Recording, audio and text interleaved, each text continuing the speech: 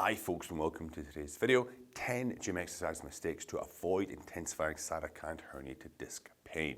Now, I do make a lot of great content for those folks out there suffering with low back pain problems such as sciatic nerve pain, lumbar stenosis, lumbar arthritis, bulge disc, herniated discs. If that's you, please hit that subscribe button. You'll be notified when I upload some great new content for you guys to get you back on the road to recovery. But without further ado, let's get into today's video. So folks, today I want to talk about 10 exercise mistakes, gym exercises that you want to avoid because it's going to increase the intensity of your sciatic nerve pain, potentially your herniated disc pain as well. So I'm going to run through these 10. They're not exhaustive. There is more than 10 if you want to ask me, but I don't have all day to talk about it. So I just want to give you some of my top 10 in this particular video, okay? So you've got the herniated disc, sciatic pain. When you position the body in a good place, you can heal, okay? More than 90% of people will heal to be pain-free with conservative treatments. But there's many things you can do to basically decrease your healing time and make sure your progress is a nice, steady progress to your pain-free life. One of those things is avoiding certain exercises that you may be doing currently in the gym. So one of the classic ones I tell people to avoid is they go to the gym and they start bending down and stretching, bouncing, trying to touch their feet, okay? You want to avoid that. Typically, we're putting the nerve into a stretch, the sciatic nerve into a stretch. If we've got herniated disc, we're going to push the disc backwards. If it's a posterior herniation, which it most typically will be, it's only going to increase your pain and increase sciatic nerve pain as well. So definitely want to avoid it. Now, when it comes on to exercises, we've got many, okay? One of the ones I would tell you to stop doing is the deadlift. So you're on the floor, got your barbell, and you pull up, okay? That also includes exercises like the good morning with the barbell across the back. It also includes dumbbell Romanian deadlifts and barbell Romanian deadlifts and straight-legged deadlifts as well. Why? You put a lot of compressive excess force on the lumbar discs, which typically that's where the sciatica pain is coming from as well. It's only going to make your disc herniation worse, okay? Make the sciatica worse. Definitely want to avoid it. And I just want to point something out as well. There is very few exercises which are 100% dangerous, okay? It's all to do with the application of the exercise and who that person is. Are they an athlete? Are they in rehabilitation? You know, what's their injury? What is their ultimate goal? Do they need to be in the Olympics doing this particular activity? Then perhaps that exercise has some utility for that person. So it's not so much exercise are bad. Like I'm not saying, you know, you'll never deadlift again or you never, bend over to touch your toes, put your shoes on, tie your laces again. But at this current time, it's not applicable to be using them, okay? So I just want to get that point across as well. Now, number 3 is going to be the barbell squat, okay? I've got the bar on my shoulders here. I'm going down. There's a lot of compressive force on my spine. I'm into flexion, okay? You want to avoid squatting with the barbell across your back. Yes, we can incorporate bodyweight squats, partial squats, okay, to get your hip hinging technique, but overall, barbell squat is removed for the time being. Now, a lot of people often say the next one, number 4, they can do it and it's okay, and that's the leg press. Now, the leg press machine, typically you're lying sometimes on your back, sometimes at an angle, and there's a plate, and you're pushing it with your legs. Now, typically, you can get into a good position where the back is nice and neutral. You can lock yourself in with your hands, and you're pushing, and it's okay, okay? However, where I tend to see things go wrong is when the person starts to get tired. Because when the person starts to get tired, they tend to, well, to show you from the, I'm on a horizontal one.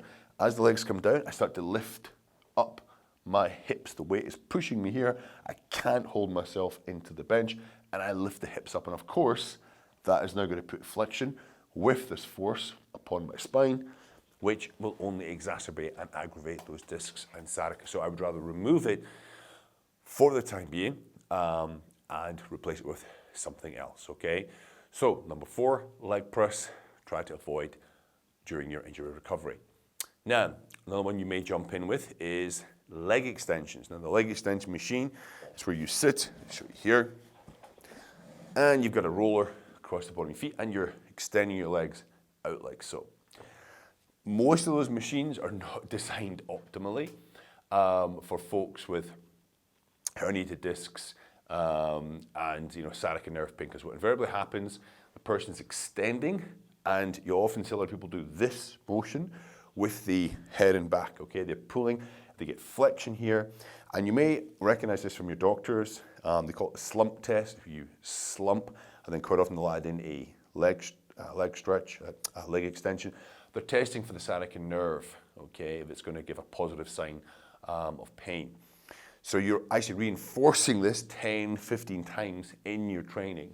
And a lot of people will often increase the intensity of that sciatica pain from doing the leg extension. So remove the leg extension at this stage. It is not a good exercise during this part of recovery.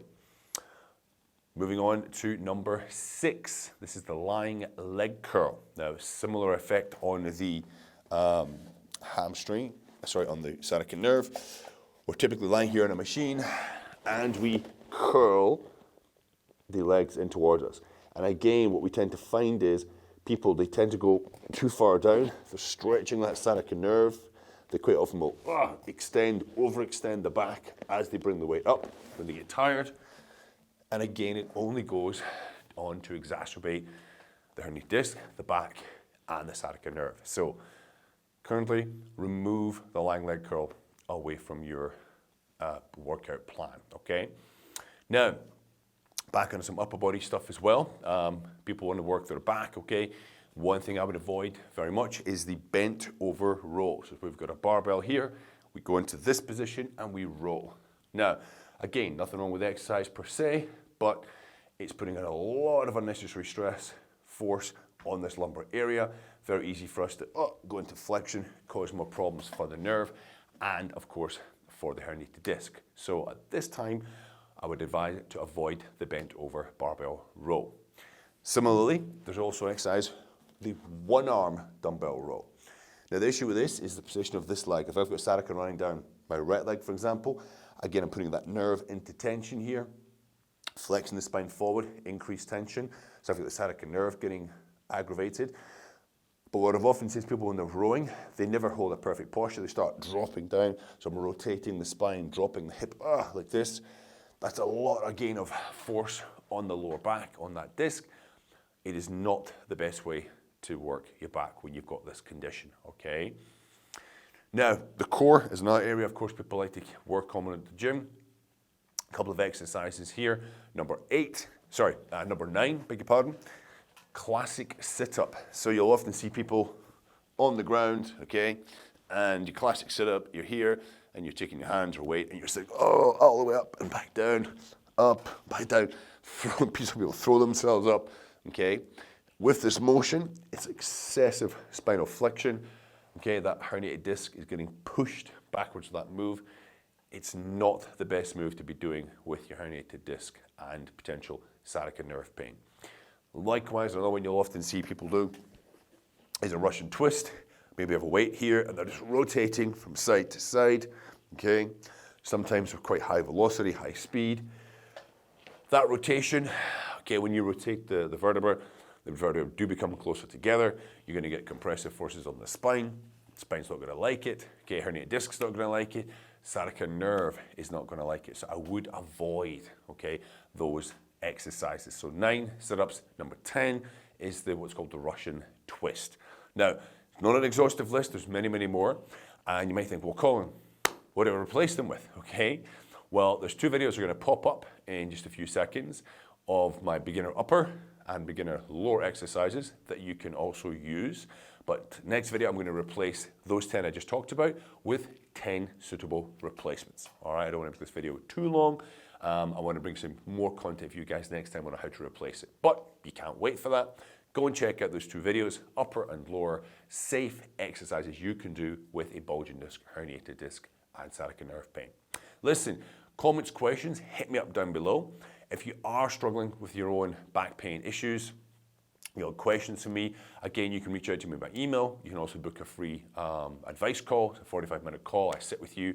You send me a questionnaire beforehand, we have a chat over video, I give you some things to go away and do, try and see if we can put you back on the road to recovery. Okay, completely free, don't worry about it, you don't need to pay me anything, all right? Okay guys, have a great week and I'll see you all next time. Take care.